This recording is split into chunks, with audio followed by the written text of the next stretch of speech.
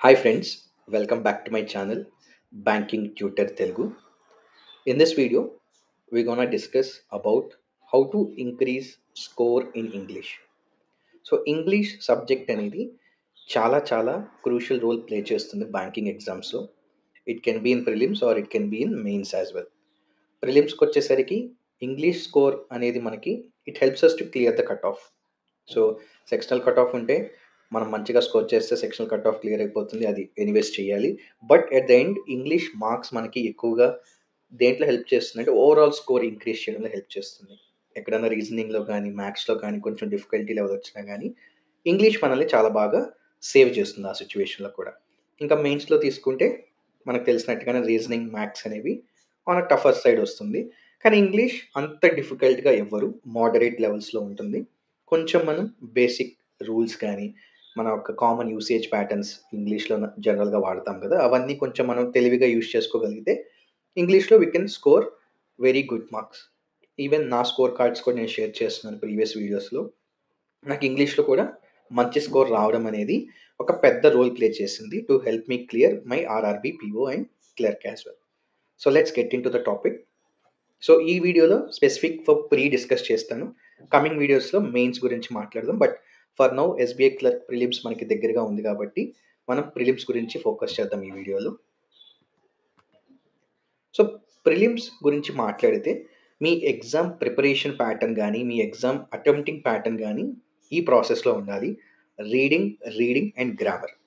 So జనరల్గా English prepare అయ్యేటప్పుడు చాలామంది క్యాండిడేట్స్ లాగా నేను కూడా అజ్యూమ్ చేసుకుంది ఏంటంటే గ్రామర్ చాలా ఎక్కువ వెయిటేజ్ ఉంటుంది, గ్రామర్ చాలా ఇంపార్టెంట్, నేను పార్ట్స్ ఆఫ్ స్పీచ్ నేర్చుకోవాలి, వర్డ్ కన్స్ట్రక్షన్ నేర్చుకోవాలి, ఇంకా చాలా గ్రామర్ రూల్స్ నేర్చుకోవాలి అని చెప్పి నేను కూడా ట్రై చేశాను. చాలా రూల్స్ ఉంటాయి, 100+ రూల్స్ ఉంటాయి, అవి బట్టి కొట్టడానికి ట్రై చేశాను, బై హార్ట్ చేశాను. కానీ నాకు ఏది వర్కౌట్ అవ్వలేదు.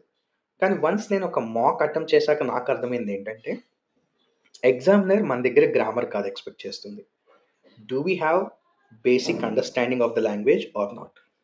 ఇంగ్లీష్ యాజ్ అ లాంగ్వేజ్ మీకు అది తెలుసా లేదా అనేది వాళ్ళు టెస్ట్ చేయాలనుకుంటున్నారు.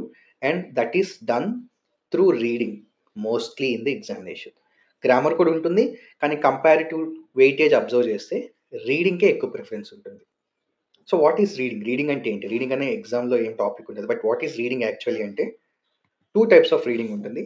రీడింగ్ నెంబర్ 1 వచ్చేసి simple questions like word swap, fillers, match the following, ఇలాంటి easy questions, one liner type of questions అంటాం కదా జనరల్లీ రీజనింగ్ అండ్ మ్యాథ్స్లో. అలాగే ఇంగ్లీష్కి వచ్చేసరికి వర్డ్ స్వాప్, ఫిల్లర్స్, మ్యాచింగ్ ఇలాంటివి అనేది వన్ లైనర్ క్వశ్చన్స్. ఎందుకు వన్ లైనర్ అంటున్నానంటే మనకు ఒక బేసిక్ ఇంగ్లీష్ చదవడం వస్తే చాలు, ఇది దీనికి కరెక్ట్గా మ్యాచ్ అవుతుంది, లేదా ఈ వర్డ్ని ఇక్కడ స్వాప్ చేస్తే సరిపోతుంది, ఈ వర్డ్ ఫాలోయింగ్ ఆప్షన్స్లో దీనికి కరెక్ట్గా ఫిల్ అవుతుంది అనేది మనకి అర్థమైపోతుంది బేసిక్ రీడింగ్ వస్తే. That is reading number 1. Reading 2లో ఏమొస్తుందంటే reading comprehensions, parajumbles or sentence rearrangement. ఇది లెవెల్ 2 ఆఫ్ రీడింగ్ అనుకోవచ్చు. ఎందుకంటే ప్యాసేజ్ అంతా చదివాలి, ఆ చదివిన దాంట్లో మనం అర్థం చేసుకుని ఆప్షన్స్ పెట్టాలి, లేదా వాడు అడిగిన క్వశ్చన్ అనేది ఏ పారాగ్రాఫ్లో ఉందో మనం ఫాస్ట్గా స్కిమ్మింగ్ చేయగలగాలి. So this is second level of reading. So దాంట్లోకి రీడింగ్ కాంప్రిహెన్షన్స్ ఆల్మోస్ట్ మనకి 10 మార్క్స్ వస్తుంది రీడింగ్ కాంప్రిహెన్షన్. పారాజంబుల్స్ 5 మార్క్స్కి వస్తుంది. That is reading number 2. Last grammar. So grammar అంటే మళ్ళీ మీరు హండ్రెడ్స్ ఆఫ్ రూల్స్ నేర్చుకోవాలంటే వద్దు. బేసిక్స్ ఆఫ్ ఇంగ్లీష్ లేదా మన కామన్ యూసేజ్ ప్యాటర్న్, ఆ పరంగా మీకు ఆ బిట్ అర్థమైతే అటెంప్ట్ చేయండి, లేదా వద్దని చెప్తాను. నేనైతే నా అటెంప్టింగ్ ఈవెన్ రియల్ ఎగ్జామ్లో కూడా గ్రామర్ని 90% అవాయిడే చేశాను. మోస్ట్లీ రీడింగ్ మీద నా స్కోరింగ్ అంతా వచ్చింది. గ్రామర్ ఏదన్నా నాకు ఓకే ఇది కరెక్ట్ అనిపిస్తుంది, బేసిక్ యూసేజ్లో ఇలా ఉంటుంది అన్నవి మాత్రమే నేను అటెంప్ట్ చేసి వచ్చాను. So that is about English strategy for your prelims. ఈ వీడియోలో ఇంతవరకే. Please like, share and subscribe to my channel Banking Tutor Telugu.